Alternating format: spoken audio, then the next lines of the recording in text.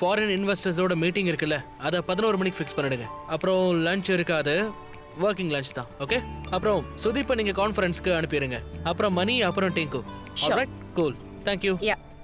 ஹே லக்ஷ்மி, வெளியே என்ன பண்ணீங்க? உண்மையை சொல்லுங்க. ஒன் சைட் பாக்ஸிங் மேட்ச் தானே, அதுவும் மீடியா கூட. நான் பண்ணிருக்க கூடாதுல, நான் கொஞ்சம் அதிகமா பேசிட்டேன். ஆனா அவங்க ரிஷியை பத்தி இப்படி எல்லாம் பேசும்போது என்னால கண்ட்ரோல் பண்ண முடியல. அதான் நான் தப்பு பண்ணிட்டேன். தப்பா? கரெக்டா பண்ணிருக்கீங்க. என்ன பேச்சு பேசுறீங்க? நான் ஹானஸ்டா சொல்றேன், இது வரைக்கும் நாங்களே பண்ணதில்ல, நான் பண்ணதில்ல, மலிஷ்கா பண்ணதில்ல, மாமாவும் பண்ணல. ஆனா நீங்க என்னமா பேசிட்டு அசத்திட்டு வந்திருக்கீங்க. நிஜமாதான். இத நான் சொல்லல, இத மீடியாக்காரங்களே சொல்றாங்க. அவங்க பேசிக்கிட்டு இருந்ததை கேட்டேன். ரிஷி ஒய்ஃப்க்கு எப்படி இவ்வளவு கான்ஃபிடென்ட்னு கேக்குறாங்க. இன்னொரு விஷயம் சொல்லட்டுமா லக்ஷ்மி? நேத்து ஒரு விஷயம் நடந்துச்சு, எல்லாருமே அதை நம்பிட்டாங்க. ஒரு பொண்ணு சொன்னதை நம்புனாங்க. ஆனா ரிஷி ப்ரோ மேல நீங்க ஒரு நம்பிக்கை காட்டுனீங்க பாருங்க, பூம், எல்லாரோட கான்ஃபிடன்ஸும் சுக்கு நூறா போயிடுச்சு. அப்படியே எல்லாரும் செதறி போயிட்டாங்க. இப்ப ரிஷி ப்ரோ நேர்மையானவர்னு எல்லாரும் ஃபீல் பண்ண ஆரம்பிச்சிட்டாங்க. அதுக்கு நீங்க தான் காரணம். நான் ஷனாயாவை ஒரு வாட்டி சந்திக்க முடியுமா? எதுக்கு போய் அவளை பார்க்கணும்? ஒரு வாட்டி சந்திச்சு பேசி பார்த்தா என்ன? ஆனா அதை விட உனக்கு தெரியுமா, எங்க கிராமத்துல கூட சண்டை நடந்தா பஞ்சாயத்துக்கு போறதுக்கு முன்னாடி மக்கள் எல்லாம் அவங்களாவே பேசி சால்வ் பண்ணிப்பாங்க. பஞ்சாயத்து வரைக்கும் போகவே மாட்டாங்க. அதான் நான் அவளை ஒரு வாட்டி சந்திச்சு பேசிட்டா. இது ஒண்ணும் கிராமம் இல்ல. பிளஸ் இந்த இஷ்யூவோட நேச்சரே ரொம்ப டிஃபரெண்ட். மலிஷ்காவும் இப்படிதான் சொல்றா. ஆனா மீடியா முன்னாடி நான் கொஞ்சம் அதிகமாவே பேசிட்டேன். விஷயம் வேற மாதிரி போறதுக்கு முன்னாடி நான் ஷெனாயா கிட்ட ஒரு வாட்டி பேசிறேன். ஆயுஷ், ஒரு வாட்டி மீட் பண்றதுக்காக கேக்குறேன். அவ எதுக்காக இப்படி பண்றா? எதுக்கு போய் சொல்றா? நீங்க கேட்டுட்டா அவ சொல்லிடுவாளா? அவ பயங்கர ஸ்மார்ட் லக்ஷ்மி, உங்களுக்கு அவளை பத்தி தெரியும். ஆனா அவளை மீட் பண்ணாதானே எனக்கு தெரிய வரும். அதனால எந்த யூஸும் இல்ல, நஷ்டமும் ஏற்படாது இல்லையா? ஓகே ஃபைன், நான் அட்ரஸ் கொடுத்துடுறேன். டிரைவர் கிட்ட சொல்லி டிராப் பண்ண சொல்றேன். அங்க போனதுக்கு அப்புறம் உங்களுக்கு எந்த பிரச்சனை வந்தாலும் ஒரு ஃபோன் பண்ணுங்க, நான் உடனே வந்துடுறேன். பி கேர்ஃபுல், அவ சரியான ஏமாத்துக்காரி. ஓகே.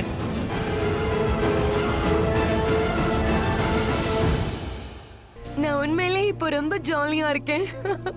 எல்லா நியூஸ் சேனல்லையும் நான் மட்டும்தான் இருக்கேன். என் முகம் தான் எல்லா இடத்துலயும் தெரியுது. இந்த ரிஷி ஓபராய் பெரிய பப்ளிக் ஃபிகரா தான் இருக்கான். நான் ஜஸ்ட் போலீஸ் வச்சு அரெஸ்ட் பண்ணா போதும் நினைச்சேன். ஆனா அதுக்குள்ள இவ்ளோ நடந்துருச்சு. அவனை தூக்கி லாக்அப்ல போட்டதால பிரச்சனை பெருசாயிடுச்சு. யாரோ வந்திருக்காங்க. ஓகே, நான் உனக்கு அப்புறம் கால் பண்றேன், வைக்கிறேன்.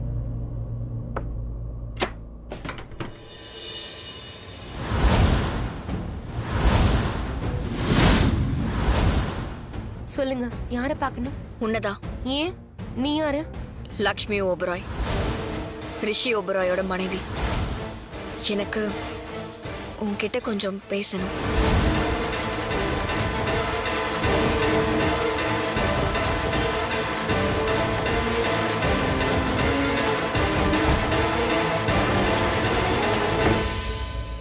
என்கிட்ட பேசுறதுக்கு என்ன இருக்கு? நான் என்ன பேச வந்திருக்கேன்னு உனக்கே தெரிஞ்சிருக்கும். தெரியாது, நீயே சொல்லு. எதுக்கு வந்திருக்க? உன்கிட்ட கேட்க வந்திருக்க. என் கணவர் மேல ஏன் இப்படி தேவையில்லாத பழிய போட்டிருக்க? நான் போய் சொன்னேன்னு சொல்றியா? எங்க இருந்து உனக்கு இவ்ளோ தைரியம்? நீ யார பத்தி பேசுறியோ அவரு என்னோட கணவர். எனக்கு அவரை பத்தி நல்லா தெரியும்.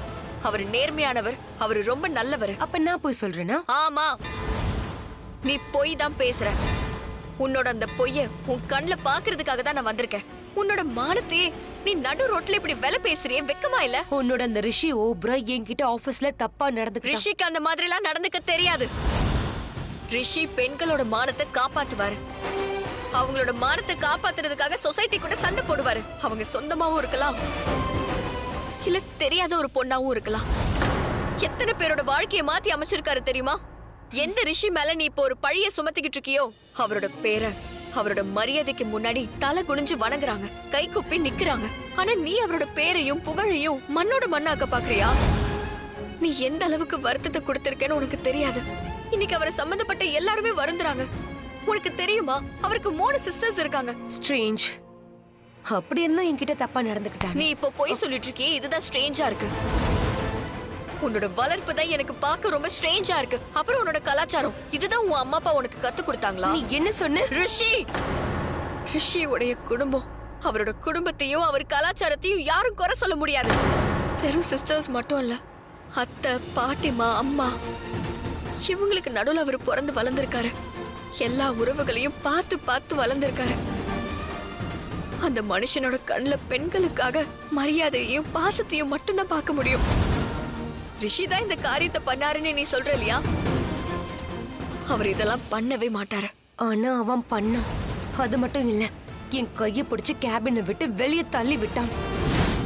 அவன் ஆபீஸோட சிசிடிவி ஆனா இருந்தா உனக்கு எல்லா விஷயமும் தெரிஞ்சிருக்கும். உன் புருஷன் பண்ண எல்லா விஷயங்களும் அதுல ரெக்கார்ட் ஆயிருக்கும். நீ அது உன் கண்ணால பாத்திருப்ப. என் புருஷனோட நேர்மையை பாக்குறதுக்கு எனக்கு எந்த ஆதாரமும் தேவையில்லை. நீ என்ன ரிஷி தப்பானவர்னு இந்த உலகமே என்கிட்ட வந்து சொன்னாலும் அப்ப கூட நான் உங்க பேச்ச நம்ப மாட்டேன். ஆனா நீ இந்த விஷயத்துக்காக நீ வெக்கப்படணும். நீ என்ன பண்ணிக்கிட்டு இருக்கேன்னு உனக்கு தெரியுமா? சில பெண்களுக்கு உண்மையிலேயே இதெல்லாம் நடக்கும். அவங்களுக்கு நீ ஒரு தப்பான வழியை காட்டிட்டு இருக்க. நாளைக்கு அந்த பொண்ணுங்க வந்து சொன்னாலும் யாரும் நம்ப மாட்டாங்க. அவங்க போய் சொல்றாங்கன்னு தான் எல்லாரும் பேசுவாங்க. நீ ஒரு பெண்ணா இருந்து நீ எல்லா பெண்களுக்கும் ஒரு பெரிய விரோதியா நிக்கிற.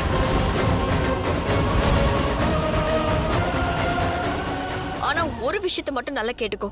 ரிஷி கிட்ட இந்த விளையாட்டு விளையாட முயற்சி பண்ணிட்டு இருக்க இல்லையா? அவரோட பேரு புகழ் எல்லாத்தையும் மண்ணோடு மண்ணாக்க நீ முயற்சி பண்றல, அது ஒரு போதும் நடக்காது. இந்த தப்பான எண்ணத்தோடவே நீ இருந்துராத. ஏன்னா ரிஷி உன்னை விட ரொம்ப உயரத்துல இருக்கான். யாரு மானத்தை பத்தி எச்சில் துப்புறாங்களோ அந்த எச்சில் இருக்கே திரும்ப அவங்க மேலேயே தான் வந்து விழும். கடவுள் கிட்ட வேண்டிக்க, நீ பண்ணிருக்கிற தப்ப நீ உணர ஆரம்பிக்கணும். உனக்கு கொஞ்சம் நல்ல புத்தியை கொடுக்கட்டும். அதனால உண்மையை பேசுற.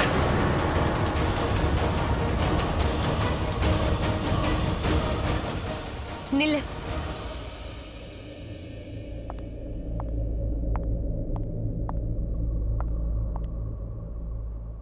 நீ உண்மையிலேயே ரொம்ப நல்லவ. அவன் தப்பானவன் இல்ல, ரொம்ப நல்லவன். I'm really sorry. நான் பெரிய தப்பு பண்ணிட்டேன். அந்த நேரத்துல எனக்கு பயங்கரமா கோவம் வந்தது. அதனால எதையுமே நான் பெருசா யோசிக்கல. ரிஷியை பத்தியும் அவன் ஃபேமிலி பத்தியும் நான் யோசிக்கல. உன்னை பத்தியும் யோசிக்கல. உனக்கு இப்பதான் புதுசா கல்யாணம் ஆயிருக்கு. ப்ளீஸ் என்ன மன்னிச்சிரு, ப்ளீஸ். நான் என் கம்ப்ளைண்ட்டை வாபஸ் வாங்க தயாரா இருக்கேன். ஆனா ரிஷி என் மேல மான நஷ்ட வழக்கெல்லாம் போடக்கூடாது. இல்ல, அப்புறம் இன்னொரு விஷயம், நான் போலீஸ் ஸ்டேஷனுக்கு போக மாட்டேன். அப்படி போனா அவங்க என்ன கேள்வி கேட்பாங்க. நான் ஒன்னு சொல்லவா? எனக்கு உன் மேல நம்பிக்கை இருக்கு. கம்ப்ளைண்ட்டை திரும்பி வாங்குற பேப்பர்ஸ் நீ ஏற்பாடு பண்ணு. அதுவும் ஃபேக் வேண்டாம், லீகலா பண்ணலாம். அதுல தெளிவா எழுதியிருக்கணும், ரிஷி கூட நடந்த இன்டர்வியூ ஃபெயில் ஆயிடுச்சு. நான் அந்த கோவத்துல அந்த அவமானத்துல நான் இந்த மாதிரி பொய்களை சொன்ன, ரிஷி பேரை கெடுத்தன்னு எழுதியிருக்கட்டும். நீ சரியா சொன்ன. ரிஷி எவ்வளவு பெண்களுக்கு நடுவுல நல்லா வளர்ந்திருக்கான். அதனாலேயே அவன் பெண்களுக்கு நிறைய மரியாதை கொடுக்கறான். நான் இதுக்கப்புறமும் ஒரு நல்லவனுடைய பேரை கெடுக்க மாட்டேன். உனக்கு ஒண்ணு தெரியுமா? என் அப்பா சொல்லுவாரு, வாழ்க்கையில யாராவது தெரியாம தப்பு பண்ணிட்டாங்கன்னா அவங்கள மன்னிச்சு விட்டுறணும். நீ உன்னோட தப்ப உணர்ந்துட்ட, அது போதும். எல்லாம் முடிஞ்சிருச்சுன்னு வச்சுக்க. நான் சீக்கிரமா போயிட்டு பேப்பர்ஸ் எல்லாம் கொண்டு வந்துடுறேன். ஷெனாய், தேங்க்யூ.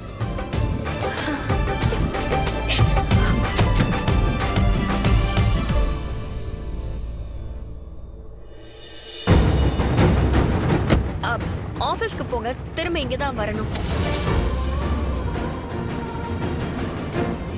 இவ மட்டும் கேஸ வாபஸ் வாங்கிட்டானா ரிஷியோட டென்ஷன் மொத்தமா போயிடும்.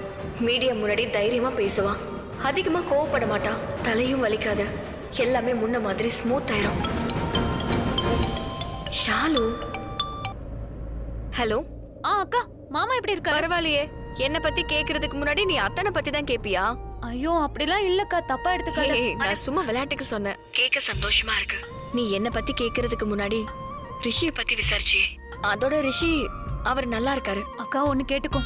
யாரு என்ன சொன்னாலும் தயவு செஞ்சு அதெல்லாம் நம்பாத. ஏன்னா மாமாவை பத்தி நமக்கு நல்லா தெரியும். நியூஸ்ல சொல்றது போய், மாமா அப்படி கிடையவே கிடையாது. நீ தான் என்னோட உயிர். ஷாலு, உனக்கு ஒண்ணு தெரியுமா? அந்த பொண்ணு தான் நான் பாத்துட்டு வரேன். அதான் ஷனாயா. அவ தானே ரிஷி மேல போய் கேஸ் போட்டிருக்கா. அதுவும் இல்லாம ஒரு விஷயம், அவ தன்னோட கேஸ திருப்பி வாங்க தயாராயிட்டா. அது அவளே என்கிட்ட சொன்னா.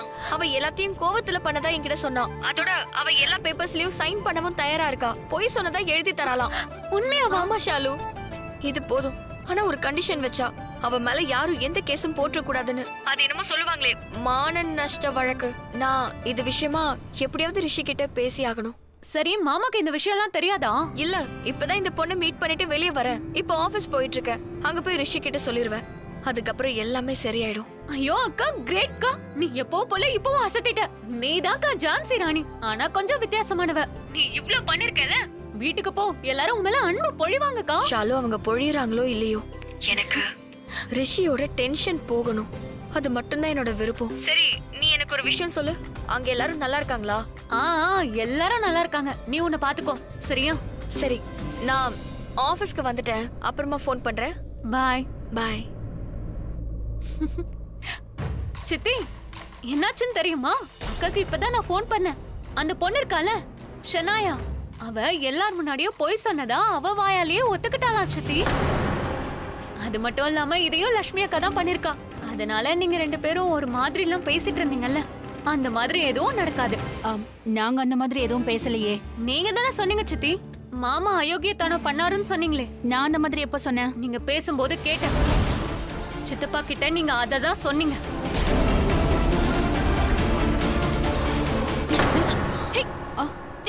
ஏய் நேஹா, என்ன பண்ற நீ? உனக்கு என்ன பைத்தியமா? வர இந்த பொண்ணு ரொம்ப தான் துளிக்கிட்டு இருக்கா. நல்லவளா நடின்னு சொன்ன, அதனால தான் அமைதியா இருக்கேன். இல்லன்னா இவ்வளவு ஒரு வழி பண்ணிருப்பேன். ஆனா இவன் நான் பேசினதை எப்ப கேட்டான்னு தான் எனக்கு புரியல. அதெல்லாம் கேட்டிருப்பா. நீயே கத்தி கத்தி தான் பேசுவ. அவளும் எங்கயாவது நின்னு கேட்டிருப்பா. நீங்களும் டாடி சேர்ந்து ஒரு பெரிய வீடு வாங்கலாம்ல? பெரிய வீடு? நான் மாளிகையில வாழணும்னு ட்ரீமிங் பண்ணிருந்தேன். உங்க அப்பாவோட சம்பாத்தியத்துல இந்த புறா கொண்டு தான் வாய்ச்சது எனக்கு. புரிஞ்சுக்க. இந்த மூஞ்சுக்கு பெரிய வீடு வேணுமா?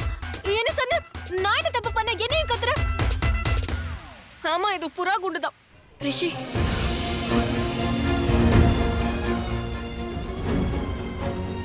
Excuse me. யா, ரிஷி எங்க இருக்காரு? அவர் கான்ஃபரன்ஸ் ரூம்ல இருக்காரு. அவர் கொஞ்சம் கூப்பிடுங்களேன். ஜஸ்ட் 2 மினிட்ஸ் வேலை தான். நான் ட்ரை பண்ணி பார்க்கறேன். ஆயுஷ் மேம் கால் ஆன்சர் பண்ண மாட்டேங்கிறாரு. இல்ல பரவாயில்ல, வேண்டாம். ஆயுஷ் வந்துட்டு இருக்காரு. நான் அவர்கிட்டயே பேசிக்கிறேன். Ayush. Oh, just get it done. Okay.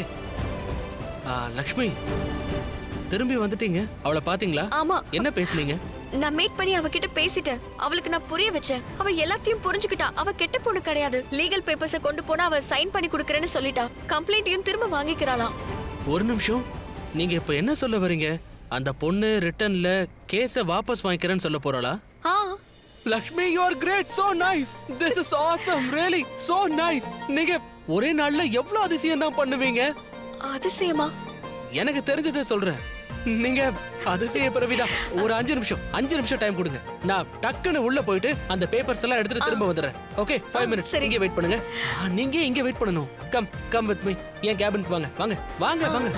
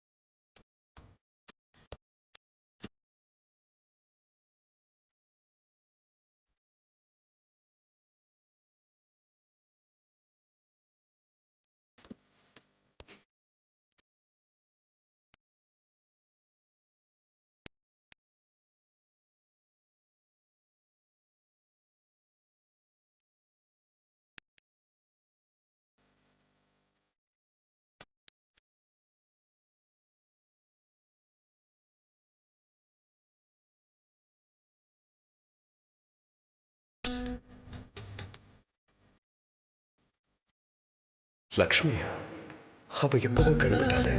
என் கண்ணுக்கு எப்படி தெரிஞ்சா? நான் ஒரு ஸ்டூபிட். பாவம், இந்நேரம் ரிஷியை டிஸ்டர்ப் பண்ணிருப்பேன். ஆனா எதுக்காக நான் ஒளியணும்? ஒருவேளை நான் பயந்து போயிருப்பேன். ரிஷி திடீர்னு என்ன பார்த்தால, அதனால இருக்கும்.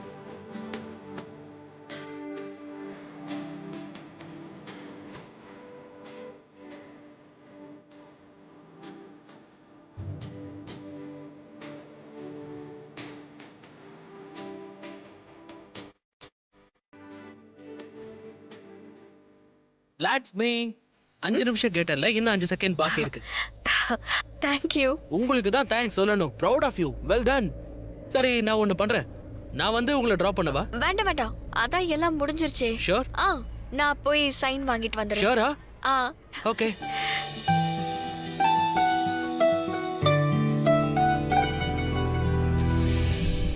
பாய். நான் இங்க மீட்டிங்ல இருக்கேன். போய் ஒழுங்கா வேலையை பாடுறா. வேலை பார்க்க சொல்றீங்கல்ல, நீங்களே வேலையை விட்டு வருவீங்க. லக்ஷ்மி என்ன பண்ணிருக்காங்கன்னு உங்களுக்கு சீக்கிரமே தெரிய வரும். So what?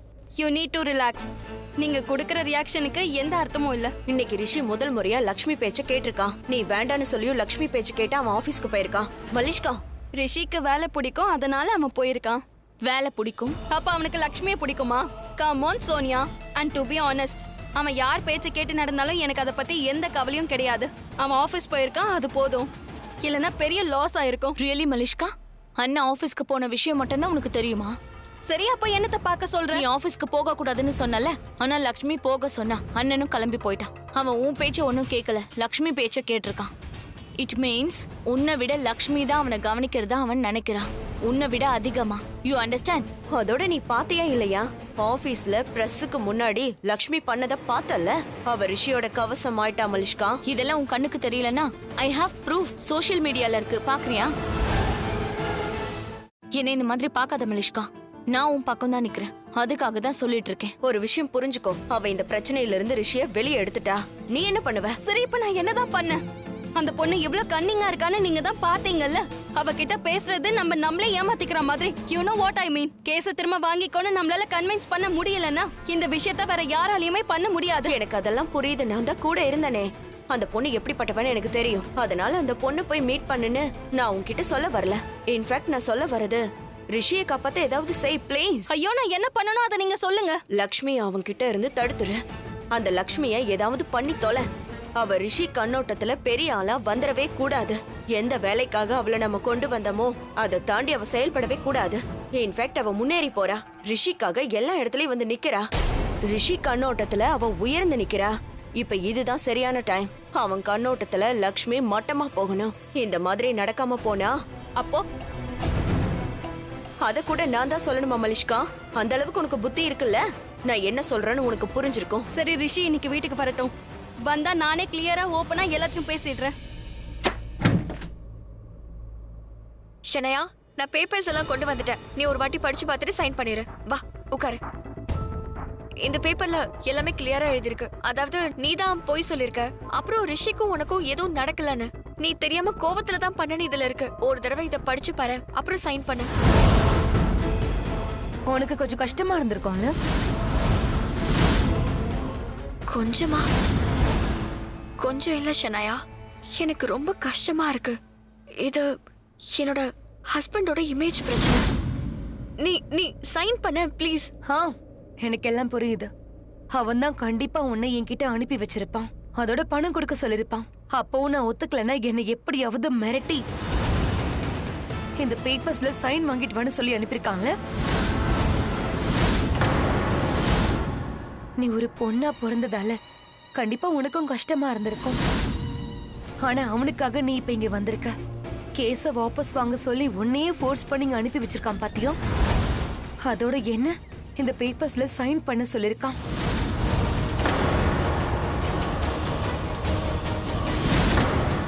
என்ன நீ இப்படி எல்லாம் பேசுற? சனா, சொல்லுங்க. உங்க புருஷன் இந்த மாதிரி தப்பு பண்ணிட்டு இருக்காரு, நீங்க அவருக்கு சப்போர்ட் பண்ணி பேசிட்டு இருக்கீங்க. உங்க புருஷனோட வண்டவாள தெரியுது இல்ல? நேர்மையை பத்தி பேசிட்டு இப்ப இங்க வந்து நீங்க கெஞ்சிட்டு இருக்கீங்க. சொல்லுங்க மேடம், சொல்லுங்க, ஏதாவது பதில் சொல்லுங்க. ஏன் அமைதியா இருக்கீங்க? எதுவும் பேசாம பேசுங்க.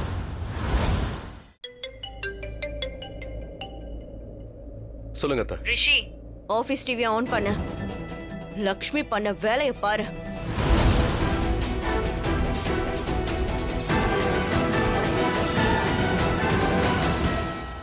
சொல்லுங்க. இல்ல, நான் உண்மையை தான் சொல்றேன். அவ போய் சொல்றான். அவ எதுக்கு போய் பேசுறா? நீங்க எதுக்காக இங்க வந்தீங்க? ரிஷி உங்களை உங்களை அனுப்பி வச்சாரா? சொல்லுங்க மேடம், பதில் சொல்லுங்க.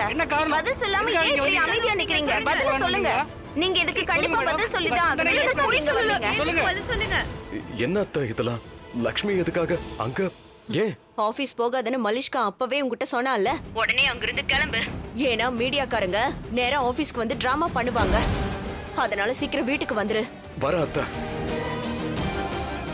லக்ஷ்மி, நீங்க அப்படி பேசுறீங்க, இப்ப எதுக்காக இங்க வந்தீங்க? சொல்லுங்க மேடம்.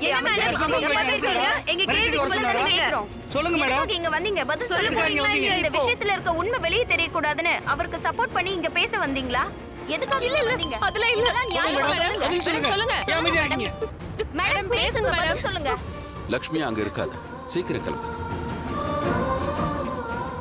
பதில் சொல்லுங்க மேடம். மேடம் பதில் சொல்லுங்க. எதுக்காக இங்க வந்திருக்கீங்க? ஏதோ பேச மாட்டீங்க. ஏதாவது பதில் சொல்லுங்க. அழ ஆரம்பிச்சிருவீங்க. எதுக்காக அழுவீங்க? ஏன் பணக்காரங்க எல்லாரும் இப்படிதான் பண்ணுவாங்க. பணத்தை கொடுத்து பிரச்சனையை முடிக்க பாப்பாங்க. அதுவும் அவன் தான் மனைவியை அனுப்பி இந்த பிரச்சனையை எப்படியாவது முடிச்சிட்டு வான்னு அனுப்பியிருக்கான். ஒரு மனைவி கிட்டயே இப்படி பண்றானா அவன் என்னெல்லாம் பண்ணிருப்பான்னு யோசிச்சு பாருங்க. ரிஷிக்கு எதிராக நான் என்ன ஸ்டேட்மெண்ட் கொடுத்தனோ அது எல்லாமே நிஜம்தான்.